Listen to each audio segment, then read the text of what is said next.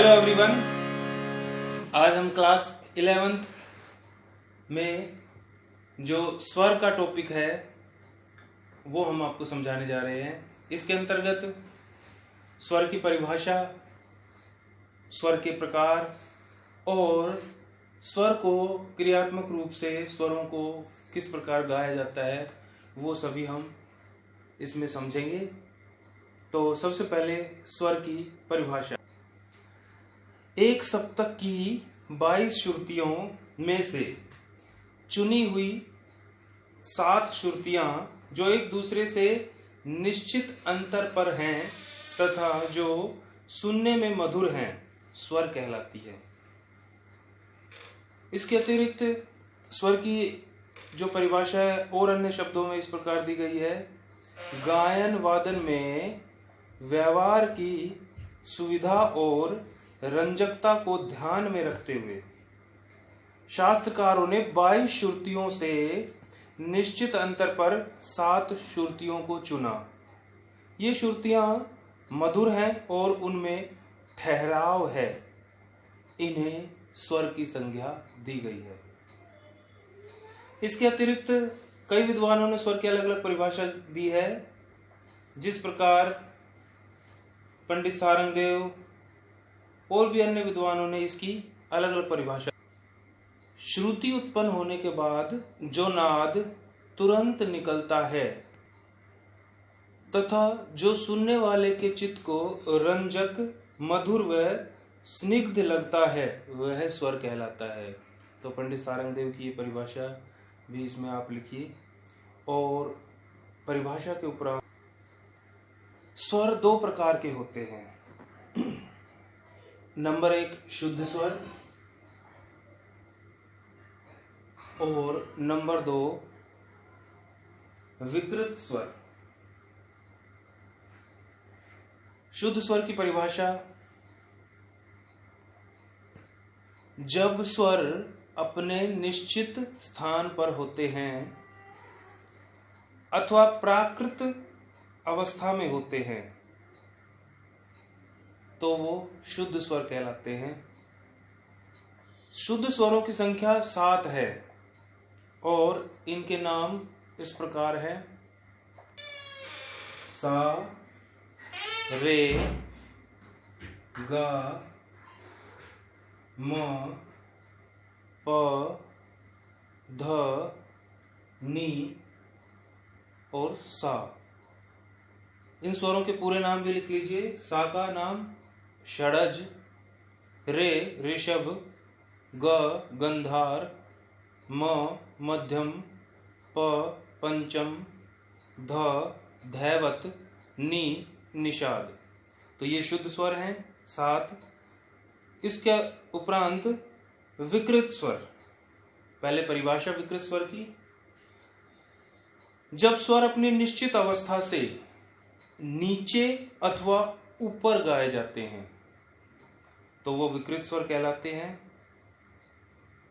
अर्थात जब स्वरों का जो स्वर है, स्वरों का जो जिसको हम कहेंगे टोन है, वो थोड़ी ऊपर तेज या कम लगती है तो वो विकृत स्वर कहलाते हैं। इसका अर्थ ये है। और इनकी संख्या 5 है एक सप्तक के अंतर्गत। और ये 2 प्रकार के होते हैं। पहला है कोमल विकृत स्वर और दूसरा है तीव्र विकृत स्वर। कोमल विकृत स्वर की परिभाषा लिख लीजिए आप। कोमल विकृत स्वर की परिभाषा इस प्रकार है: जब कोई स्वर शुद्ध अवस्था से थोड़ा नीचे होकर गाया अथवा बजाया जाता है तो वो कोमल विकृत स्वर कहलाता है। इनकी संख्या 4 है एक सप्तक के अंतर्गत और ये हैं कोमल रे, कोमल गा, कोमल धा और कोमल नी। इनको लिखते समय स्वरों के नीचे एक लेटी हुई रेखा डैश अर्थात इसका प्रयोग करेंगे। इसके बाद तीव्र विकृत स्वर की परिभाषा: जब कोई स्वर शुद्ध अवस्था से थोड़ा ऊपर होकर गाया बजाया जाता है तो वो तीव्र विकृत स्वर कहलाता है। एक सप्तक में तीव्र स्वर जो है तीव्र विकृत स्वर की संख्या एक ही है और वो है तीव्र मध्यम। इसको लिखते समय स्वर के ऊपर एक खड़ी रेखा का प्रयोग किया जाता है तो ये तीव्र विकृत स्वर होगा। और इनको प्रैक्टिकली किस प्रकार गाया बजाया जाता है वो मैं आपको बता रहा हूं। शुद्ध स्वर सा रे गा मा पा धा नी सा, सा रे गा मा पा धा नी सा, सा नी दा पा मा गा रे सा, सा नी धा पा मा गा रे सा। ये शुद्ध स्वर 7। इसके अलावा जो 4 कोमल स्वर बताए हैं वो शुद्ध और कोमल में क्या अंतर है मैं आपको बता रहा हूं। जैसे सा से अगर शुद्ध रे बोलेंगे तो सा रे, और अगर सा से कोमल रे बोलेंगे तो सा रे सा। शुद्ध रे सा रे सा, कोमल रे सा रे सा। तो ये अंतर है कोमल और शुद्ध स्वरों में। इसी प्रकार सा रे गा ये शुद्ध गा और सा रे गा ये कोमल गा। तो आप सुन करके अंदाजा लगा सकते हैं कि जो टोन है स्वर की उसमें अंतर होता है शुद्ध और कोमल में। इसी प्रकार जो म स्वर है सा रे गा मा ये शुद्ध मा है और सा रे गा मा गा रे सा ये तीव्र मध्यम था मा, और ये शुद्ध मध्यम मा ये शुद्ध मा ये तीव्र। इसी प्रकार सा रे गा मा पा धा ये शुद्ध धा और सा रे गा मा पा धा ये कोमल धा, पा धा ये शुद्ध धा, पा धा ये कोमल धा। इसी प्रकार पा धा नी ये शुद्ध नी और पा धा नी, पा धा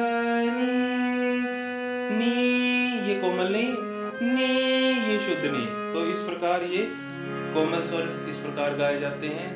और इसको लिखित रूप में थ्योरिकल रूप में मैंने आपको बताया है कि शुद्ध स्वरों को लिखते समय कोई चिन्ह का प्रयोग नहीं किया जाता और 4 कोमल स्वरों को लिखने के लिए इनके नीचे एक लेटी हुई रेखा अर्थात डैश लगाया जाता है।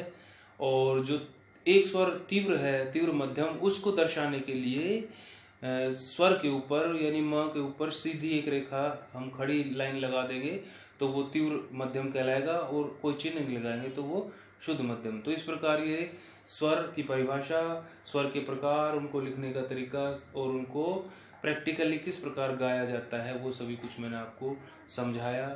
तो आशा है कि आपको ये सब कुछ अच्छे से समझ आ गया होगा और नेक्स्ट वीडियो में किसी विषय के साथ टॉपिक के साथ जो है संगीत विषय में हम आपके सामने उपस्थित होंगे। धन्यवाद।